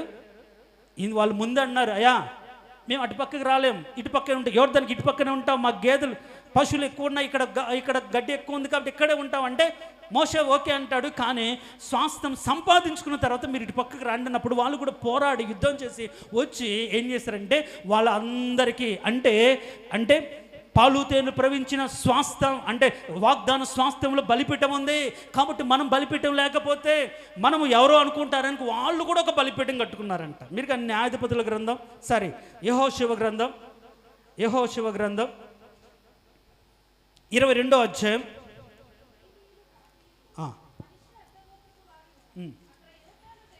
22వ అధ్యాయం 23వ వచనం చదవమ్మా. 22, 23.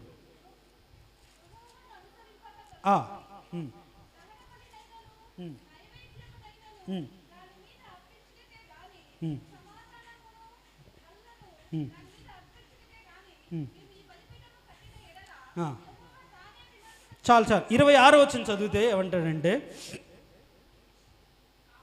ఇప్పుడు ఇక్కడ ఏమంటాడంటే చూడండి, బలిపీఠం కట్టుడుకు సిద్ధపరచు రండని చెప్పుకుంటేమి అది ఎందుకంట దహన బలులు అర్పించుటకైనను బలి అర్పించుటైనను కాదు. మీరు కానీ 11వ వచనం కానీ 10వ వచనం లాస్ట్ భాగం చూస్తే అక్కడ ఏమనుంది? అది చూపిన గొప్ప బలిపీఠమే. ఈ రోజుల్లో బలిపీఠాలు కడుతున్నారు కానీ బలి అర్పణ జరగట్లేదు. చూడ్డానికి గొప్ప ప్రార్థనా పరులు లేకుంటే విశ్వాసులు ఏంటంటే ఇక్కడికి వీళ్ళు అడుగుతున్నారు, బలిపీఠం అక్కడ కదా కట్టాలి, బలి అర్పించాలి కదా, అది యాజక ధర్మం, ఒక దేవుని చిత్తానుసారంగా నియమించిన కట్టడు కదా, మీరు బలిపీఠం కట్టుకున్నారు ఎందుకో అని యుద్ధానికి వెళ్తే వీళ్ళు అంటారు, అయ్యా మేము బలి అర్పించుకోవడానికి కాదు, దహన బలి చేయడానికి కాదు, ఊరికే చూపడానికి, మా పిల్లలకు చెప్పుకోవడానికి. ఈ రోజుల్లో కూడా బలిపీఠాలు పైకి కనిపించి బలిపీఠాలు, నామకార్థమైన బలిపీఠాలు. మాకు ఒక బలిపీఠం ఉంది, ఇందాక చదువుకున్న మనకు ఒక బలిపీఠం ఉంది, నేను క్రైస్తవుడని చెప్పుకోవడానికి. కానీ అక్కడ ఎవడు తాను బలి మీద అర్పించుకోవట్లేదు, కోరికలు తెగ నరుక్కోవట్లేదు, ఐడెంటిటీ చంపుకోవట్లేదు, తీసుకువేసుకోవట్లేదు, యాజకుడికి అప్పచెప్పుకోవట్లేదు, దేవుని సన్నిధిలో నిలబడట్లేదు, అగ్ని వచ్చి దహించేటట్లుగా శరీర భాగాలు విభజించబడట్లేదు. కానీ ఏముంది? ఊరికే ఒట్టి బలిపీఠం. ఈ రోజులో చాలామంది ఏం చేస్తున్నారు? చూపునకు గొప్ప బలిపీఠం, అంతేగాని అక్కడ ఏముండదు, దహన బలి అర్పించిన దానికి బలిపీఠం ఎందుకో? అంత దారుణం అండి ఈ రోజుల్లో. నీ నామకార్థ భక్తి, నీలో సమర్పణ లేకపోతే, త్యాగం లేకపోతే, నిన్ను బలిపీఠం మీదకి తెచ్చుకోకపోతే ఆ యొక్క భక్తి వ్యర్థమే. చెప్పుకోవడానికి బలిపీఠం, అనుకోవడానికి బలిపీఠం, నాకు ఒక బలిపీఠం ఉంది, నేను క్రైస్తవుడే. మన ఇంటికి వెళ్తే, ఎవరైనా ఇంటికి వెళ్తే పెద్దగా ఉంటుంది, యేసుక్రీస్తు ఇంటికి అధిపతి ఒట్టిదే. వాళ్ళ ఇష్టానుసారంగా బతుకుతూ విచ్చలవిడిగా బ్రతుకుతూ ఇంటికి మాత్రం యేసు ప్రభు ఇంటికి అధిపతి అని రాసుకుంటా. కాదు. ఈరోజు ఎలా ఉంది నీ బలిపీఠం? ఆ బలిపీఠం మీద నిన్ను నీవు సజీవ యాగంగా విరిగి నలిగిన మనసే దేవునికి ఇష్టమైన బలిని విరగొట్టుకుంటున్నావా? ఆ బలిపీఠం మీద పెట్టుకున్నావా? విరిగి నలిగిన మనసు అంటే చాలామంది అనుకుంటారు విరిగి నలిగిన మనసుతో ప్రార్థన చేయడం. అది కాదమ్మా. విరిగి నలిగిన మనసు అంటే వైరాగ్యం, వద్దనుకోవడం, కాదనుకోవడం, లోకంతో సంబంధాన్ని తెంచుకోవడం, నలగొట్టుకోవడం, కాదనుకొని బ్రతికి త్యజించి దేవుని సన్నిధిలో ఆయన మాత్రం కోరుకొని హృదయపూర్వకంగా రావడం. విరిగి నలిగిన మనసుతో అని ఏడుస్తూ నీకున్న కష్టాన్ని బట్టి, బాధను బట్టి, ఇరుకుని బట్టి, నష్టాన్ని బట్టి, అనారోగ్యాన్ని బట్టి ఏడుస్తూ ప్రార్థన చేయడం విరిగి నలిగిన మనసు కాదు. వారికి కాదనుకోవాలి, వద్దనుకోవాలి. లోకంలో ఉన్నది ఏదైనా సరే పౌలు అంటాడు, ఏంటి మొత్తం సమస్తాన్ని నేనేమనుకుంటున్నాను? పెంటతో సమానం అనుకుంటున్నారా? డబ్బు నాకు కావాలి, ధనం నాకు కావాలి, ఐశ్వర్యం నాకు కావాలి, ఘనత నాకు కావాలి, ఏది వదిలిపెడుతున్నారు? ఏది నీ విరిగి నలిగిన మనసు ఎక్కడుంది? సజీవ యాగంగా నిన్ను నీవు ఎప్పుడు సమర్పించుకున్నావు? నీ కోరికలు చావలేదు, నీ యొక్క ఐడెంటిటీ చావలేదు, సంఘములో సమాజంలో నేను అనే గుర్తింపు చావలేదు, నీవు నీలో ఉన్న చెడుతనాన్ని తీసి పడవేయలేదు, నువ్వు వాక్యము ద్వారా కడగబడలేదు. కానీ బలిపీఠం ఉంది, నేను క్రైస్తవుడు. వ్యర్థం. ఈ రోజుల్లో చాలామంది బలిపీఠాలు కట్టుకుంటున్నారు, కానీ బలిగా తన్ను తాను సమర్పించుకుని జీవితంలోకి రావట్లే. కష్టం కదా. క్రీస్తు కోసం సజీవ యాగంగా బలైపోవాలని కోరుకోవడం కష్టం కదా. ఏ విధంగా ఉంది నీ బలిపీఠం? ఆ మార్గంలో ఎట్లా చేరాలి? ఆ బలిపీఠపు అడుగుజాడలో మనం యేసు దగ్గరికి వెళ్ళాలి కదా. ఆయన ఎందుకు చేరుదామో ఎట్లా చేరాలి? బలిపీఠము ద్వారా. మొదట బలిపీఠం, తర్వాతనే ఈ సహవాసపు అనుభవాలన్నీ కూడా. అసలు నీలో నిన్ను నువ్వు వదులుకోలేదు. యవనస్తులు ఉన్నారు, మారు మనసు పొందారు, కానీ అసలు మందిరానికి సరిగ్గా రారు. ఏం ఏం ఏం ఏం మార్పు అది? పని అయితే చేస్తారు, మారు మనసు పొందలు. నేను అనుకున్నాను, రాత్రి అనుకున్నాను, మీరు సక్రమంగా మందిరానికి రాకుండా పరిచర్య చేస్తే నేను ఒప్పుకొని నేనే చేసుకుంటా అని చెప్దాం అనుకున్నాను. పనికైతే చేస్తారు, మరి వచ్చి వాక్యం వినాలి కదా. ఎట్లా బతుకుతారు వాక్యానుసారంగా? ఎట్లా నువ్వు సరిదిద్దపడతావు? ఎప్పుడు నేర్చుకుంటావు వాక్యం? ఆ పని చేయాలి, ఇది కూడా చేయాలి, ఆ టైంకి వెళ్ళాలి. అంతేగాని టైం కాకముందే వెళ్ళి గంటలు గంటలు వాళ్ళ ఇంట్లో ఉండి ముచ్చలు చెప్పి పనులు చేసుకుంటూ రావడం కాదు. వాక్యం వినాలి, వాక్యం విన్న తర్వాత సమయానికి వెళ్ళి తెచ్చి పరిచర్య చేయాలి. అంతేగాని వాక్యానుసారం నువ్వు ఎప్పుడు బ్రతుకుతావు, ఎప్పుడు నేర్చుకుంటావు, ఎప్పుడు అభివృద్ధి పొందుతావు? పని చేస్తే సరిపోతుందా? కరెక్ట్ కాదు. నాకు చాలా మనసు కష్టంగా ఉంటుంది. చేస్తారు కానీ వినే విధంగా మందిరానికి రారు. మందిరానికి రాకుండా పని చేస్తారు. ఒకవేళ దాన్ని నేను ప్రోత్సహిస్తే అది స్వార్థం అవుతుంది. రేపు దేవుడు నన్ను ప్రశ్నిస్తాడు, నీ పనికైతే నీ పరిచర్యకైతే వాడుకున్నావు, వాళ్ళు ఏ రోజు వాక్యం విన్నారు, ఏ విధంగా సరిదిద్దుకున్నారు, ఏమి మార్చుకున్నారు, ఏమి వదిలిపెట్టారు, ఏమి సమర్పించుకున్నారు, ఏది నీ సమర్పణ? మరి కరెక్ట్ కాదు. పరిచర్య చేస్తున్న యవనస్తులు, అమ్మాయిలు కావచ్చు, అబ్బాయిలు కావచ్చు, నాకు చాలా కష్టంగా ఉంది. ఇంకొక నెల చూస్తా, మీరు మందిరానికి రాకుండా పరిచర్య చేస్తే ఖచ్చితంగా అవసరం లేదు అని చెప్తాను. అన్ని కూడికలకు వచ్చి నువ్వు పని చేస్తేనే దేవుడు దాన్ని మెచ్చుతాడు. కొన్ని సంఘాల్లో మందిరానికి రాకుండా కానికిచ్చినా తీసుకోరు. దేవుని చిత్తం మీద అదే చేస్తాను. వాళ్ళు ప్రవర్తన సరిగా లేకుండా ఇష్టానుసారంగా వచ్చి మీ డబ్బులు కాదు కదా కావాల్సింది, మీ హృదయాలకు దేవునికి కావాల్సింది.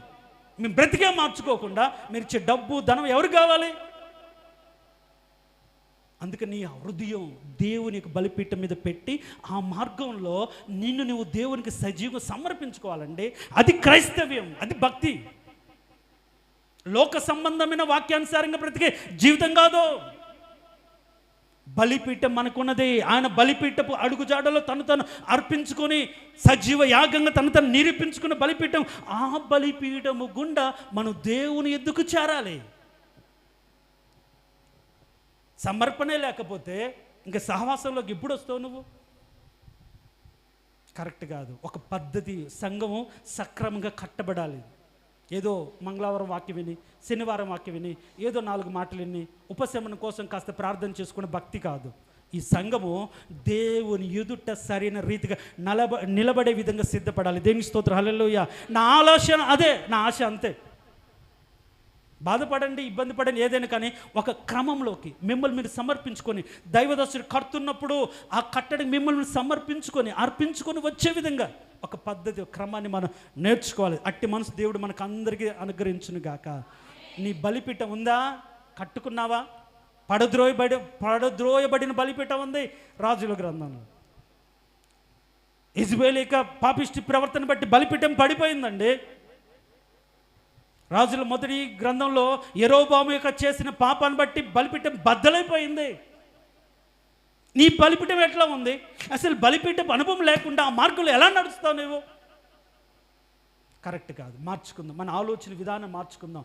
ఆ త్రోవలోకి వచ్చిన తర్వాత, క్రైస్తవుడిగా నువ్వు మార్చబడిన తర్వాత, క్రీస్తును అంగీకరించిన తర్వాత, క్రీస్తు సంఘంలో చేర్చబడిన తర్వాత, నీ సొంత ఆలోచన విధానంగా కాకుండా దేవుడు ఉద్దేశించిన పద్ధతిలో, ఆయన ప్రతిష్ఠించిన మార్గంలో మనం ఏం చేయాలి? దేవుని ఎదుగు వెళ్ళాలి. అంతేగాని మన ఇష్టానుసారం కాదు. ఆ త్రోవలు, అందుకని ఈ త్రోవ తప్పిపోతున్నారు, ఇష్టానుసారంగా తప్పిపోతున్నారు. కాబట్టి నీ త్రోవలో బలిపీఠం ఉందా? ఆ బలిపీఠం మీద ఏం పెట్టావు? కొందరైతే జీవనాధారాలు పెట్టారు. ఎలీషా మా సేవకు వచ్చినప్పుడు ఏం చేశాడు? మొత్తాన్ని వదిలిపెట్టి బలిపీఠం మీద పెట్టి మొత్తాన్ని అర్పించి వచ్చాడు. దేవుని స్తోత్రం, హల్లెలూయా. అబ్రహాం ఏం చేస్తాడు? తనకి ఇష్టమైన దాన్ని బలిపీఠం మీద పెట్టాడు. అవునా కాదా? అబ్రహాం నీకు ఒక్కడిగా నీకు ఇష్టపడుతుంది ప్రేమించిన నీ కొడుకుని తెచ్చి బలిపీఠం మీద పెట్టాను అంటే మనకి ఇష్టమైనవి కూడా బలిపీఠం మీద పెట్టాలి. ప్రేమించేది బలిపీఠం మీద పెట్టాలి.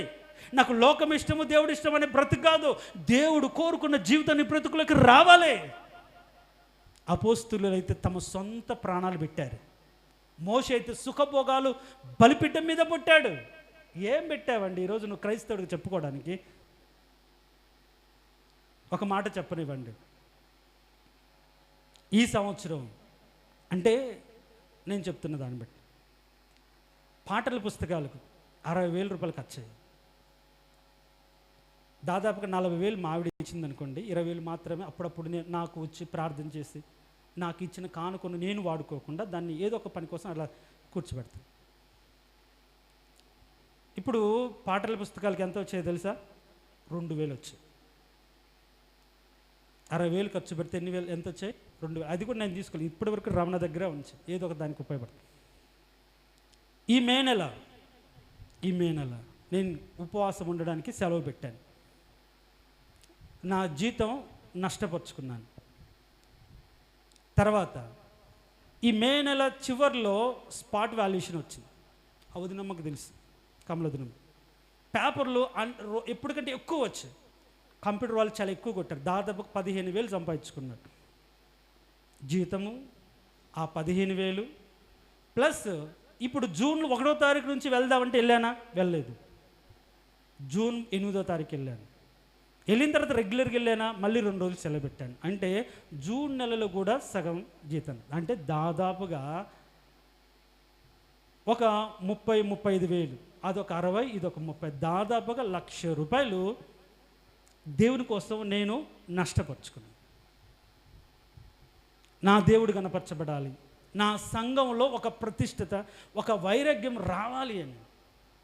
ఒకవేళ ఇదే నేను అంటాను, అవివేకంగా మాట్లాడుతాను, ఏమనుకోమని, ఇదే 1,00,000 రూపాయలు నాకుంటే నా కొడుకు చదువులకు ఉపయోగపడవా? చెప్పండి. కొన్నారా? బుక్స్ కొన్నారా సంఘంలో? చెప్పండి, ఎంతమంది కొన్నారు? ఇంటికి ఒకరు కొన్నారు. పాటలు పాడేవాళ్ళు, పాడగలిగిన స్థాయి ఉన్నవాళ్ళు 10 మంది ఉన్న ఒకరు కొన్నారు. నేను అడిగానా? మీరు కొనాలని బలవంతం చేశానా? చేయలే. అది ఏదో ఒక విధంగా ఆ పాటలు ఘనపరచబడాలి, అనేకులు చేర్చబడాలని ఆలోచన. కారణం అంటే హృదయంలో ఏదో ఒక విధంగా దేవుని కొరకు ఖర్చు అయిపోవాలి, దేవుని కోసం ప్రయాసపడాలి. 1,00,000 రూపాయలు ఒక సంవత్సరంలో నష్టపరుచుకున్నానంటే కొందరు దాన్ని అర్థం చేసుకుంటారు, కొందరు అర్థం కాదు. ఒక దైవ సేవకుడిగా మీకు చెప్పాలంటే ఆ విధంగా ఉండాలి అని బోధిస్తున్నాను. అయితే నా సంఘం అయితే సమర్పణ కలిగిన సంఘం. దేవునికి స్తోత్రం, హల్లెలూయా. మీటింగ్స్ కోసం మీరు ఇవ్వాలని ప్రతి కుటుంబం ఇచ్చారు, పేదలు ఎక్కువ ఇచ్చారు. నిజంగా నాకు చాలా సంతోషం వేస్తుంది. దేవుని కోసం, దేవుని మార్గంలో మనం ఏం చేయాలంటే నష్టమైన భరించాలి, కష్టమైన ఆ మార్గంలో స్థిరంగా వెళ్ళాలి. ఏంటి? ఒక ఐడెంటిటీ కోసం, లోకంలో గొప్ప కోసం, ఘనత కోసం ప్రాకులాడే బ్రతుకు మనకొద్దు. క్రీస్తులో నడిచే భాగ్యం బ్రతుకు మనకు కావాలి. దేవునికి స్తోత్రం, హల్లెలూయా. చెప్దాం హల్లెలూయా. కాబట్టి ఈరోజు నీ సమర్పణ ఎలా ఉంది? దేవుని సంఘం మందిరానికి రావు, చెప్పిన మాట వినవు, చెప్తే నాకే చెప్తారంటారు, లేకుంటే వాళ్ళకు చెప్పారు, వాళ్ళని ప్రేమిస్తే ఏంటి? నిన్ను నువ్వు అప్పచెప్పుకుంటే కదా సేవకుడు వాడుకోవడానికి. ఏం నేర్చుకుంటున్న సంఘానికి వచ్చి? కరెక్ట్ కాదు. మార్చుకుందాం మన ఆలోచన విధానం. యేసుక్రీస్తు ఏర్పరిచిన మార్గంలో దైవదాసున్నాడు, ఆయనకు అప్పచెప్పుకోవాలనుకు మార్గాన్ని దేవుడు చూపించిపోయాడు. మరి నీ దైవదాసునికి నువ్వు అర్పించుకొని ఆయన ద్వారా దేవుడు అంగీకరించబడే విధంగా నువ్వు ఒక బలిపీఠాన్ని కట్టుకొని ఆ బలిపీఠం ద్వారా నువ్వు దేవుని ఎద్దుకు చేరాలి. అది క్రైస్తవం. లేకుంటే దేవుని ఎద్దుకు వెళ్ళలేవు. కాబట్టి నీ బలిపీఠం ఎలా ఉంది? బద్దలైపోయిందా? పాడైపోయిందా? లేకుంటే చూపున గొప్ప బలిపీఠమా? లేకుంటే నిన్ను నువ్వు సజీవ యాగంగా సమర్పించుకున్నావా? విరిగి నలిగిన మనసుతో వైరాగ్యం కలిగి దేవుని కోసం బ్రతుకనేది ఏ బలిపీఠం అండి? నీ మార్గంలో ఉన్న బలిపీఠం. ఏ విధంగా బ్రతుకుతున్నావు నువ్వు? యేసు ప్రభు బ్రతికిన కాలం కూడా ఆయన బోధ విని ఇది చాలా కఠినమైన బోధని చాలామంది వెళ్ళిపోయారు. దేవుడు లెక్కపోతే ఇదిగో ప్రభు వీళ్ళు సిద్ధపరిచాను, వీళ్ళు మాత్రం నిలబడ్డారని చెప్పగలిగిన స్థాయిలో ఉంటే చాలు. అంతేగాని 100,000 వచ్చి వాళ్ళు ఇచ్చే కానుకలతో లగ్జరీగా బ్రతకాలనే ఆలోచన నాకైతే ఏమీ లేదు. మీరు పరిశుద్ధులుగా శ్రమల ద్వారా సంపూర్ణలు చేయబడి శ్రమలో మీ పరిశుద్ధతను కాపాడుకొని శ్రమలో నష్టపోకుండా, శ్రమలో బాధపడకుండా, శ్రమ ద్వారా విధేయత నేర్చుకొని మెప్పు పొంది ఒక ఉన్నతమైన క్రైస్తవ భక్తి జీవితం కలిగి ఉండాలని నేను బోధిస్తున్నాను. దేవునికి స్తోత్రం. హల్లెలూయా చెప్దాం. హల్లెలూయా. మళ్ళీ అలాంటి సమర్పణ బలిపీఠం నీ బ్రతుకులో ఉందా? బలిపీఠపు మార్గంలో మనం దేవుని యొద్దకు వెళ్ళాలి. తలలో వంచండి. తలలో వంచిన మనం ఆ మార్గంలో దేవుని సన్నిధి చేరడానికి యేసు ప్రభు ప్రతిష్ఠించిన మార్గంలో బలిపీఠం ఉంది. ఆ బలిపీఠం చూపునకు మాత్రమే బలిపీఠమా? మనుషులకు నీ బిడ్డలకు చెప్పుకోవడానికి మనము క్రైస్తవులమే, మనము దేవుని నమ్మిన బిడ్డలమే అను చెప్పుకునే స్థితేనా? రూబేనీయులు గాదీలు కట్టుకున్నట్టుగా చూపునకు గొప్ప బలిపీఠం కట్టుకొని ఎలాంటి బలి అర్పించకుండా, నిన్ను సమర్పించుకోకుండా, దేవుని అగ్ని రాకుండా, అంగీకరించబడకుండా ఏం బతుకునేదే? క్రైస్తవుడిగా చెప్పుకుంటే కాదు, క్రైస్తవ మార్గంలో ఉన్న శ్రమల ద్వారా సంపూర్ణులుగా చేయబడే ఆ యొక్క శ్రమల మార్గం గుండా దేవుడు నిన్ను నడిపిస్తున్నప్పుడు లోబడు. నమ్మకమైన సృష్టికర్తకు నిన్ను నువ్వు అప్పజెప్పుకో. నిన్ను నడిపిస్తున్న నాయకులకు నువ్వు అప్పజెప్పుకో. దేవుడు నువ్వు అంగీకరించే విధంగా అతను నిన్ను తయారు చేస్తాడు. బలిపీఠపు త్రోవలో నువ్వు దేవుని యొద్దకు వెళ్ళాలి అని సత్యాన్ని గ్రహించి, బలిపీఠం అంటే శ్రమ కదా, బలిపీఠం అంటే సిలువ కదా. శ్రమలను సహించిన వాడిగా ఈ లోకంలో నువ్వు దేవుని దగ్గరికి వెళ్ళాలి. శ్రమలు అనుభవించి పరలోకంలో వెళ్ళాలి అని మాట విన్న నీవు శ్రమలలో కృంగిపోయి, శ్రమలలో నయోములాగా మోయాబుకి వెళ్ళిపోతున్నావా? నీ బ్రతుకును మార్చుకుంటే మంచిది. ఇరుకు మార్గంలో ప్రవేశించి కష్టమైన, నష్టమైన, ఇరుకైన, ఇబ్బంది అయినా, ఏ స్థితి అయినా నిన్ను నువ్వు లోబర్చుకొని ఆ మార్గంలో వెళ్తే ఎంత మంచిది. అప్పుడు నువ్వు సంపూర్ణంగా చేయబడి దేవుని రూపంలోకి మార్చబడతావు, సాక్షార్థంగా పిలువబడతావు. నీ సమర్పణ సర్వలోకానికి తెలియబడుతుంది, సాక్షిగా నిలబడతావు. కాబట్టి నీ మార్గంలో బలిపీఠం ఉందా? బలిపీఠపు అనుభవాలు నీ జీవితంలో ఉన్నాయా? బలిపీఠపు అనుభవాల ద్వారా దేవుని ఎద్దుకు చేరే మార్గంలో నీవు ఉన్నావా? పరిశీలించుకుందాం. మహోన్నతుడ, సర్వాధికారి, అవునయ్యా, మాకు ఒక బలిపీఠం కలదు.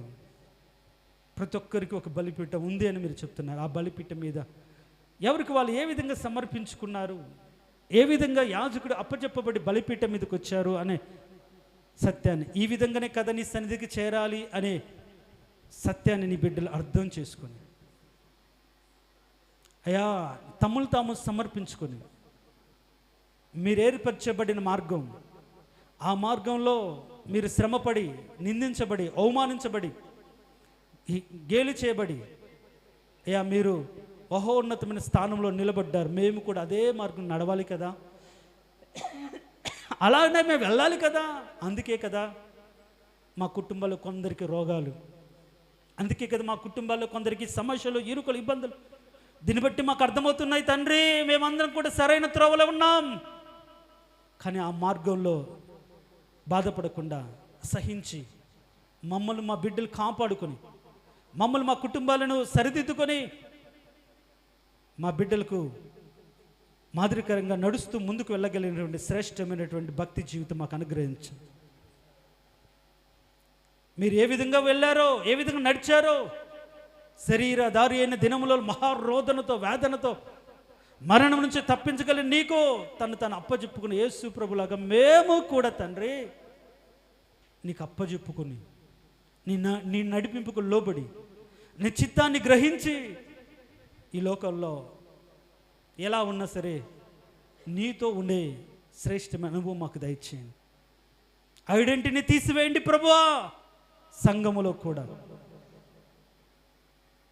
ఒకరి మీద ఒకరికి ఉన్నటువంటి సనుగులు గొనుగులు, వాళ్ళు వీళ్ళు, మా వాళ్ళు మీ వాళ్ళు అనే తారతమ్యాలను తీసివేయండి.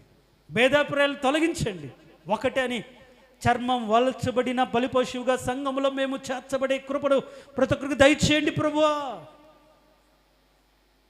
అలాంటి అనుభవం గుండా మేము నీ దగ్గరికి చేరాలి.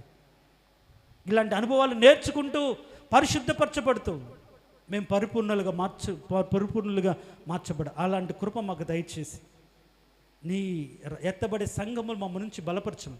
యేసయ్య అతి శ్రేష్టమైన దివ్యమైన నామం అడిగి వేడుకుంటున్నాము తండ్రి, ఆమేన్. ఆ విధంగా తలలు వంచండి. తలలు వంచిన మనం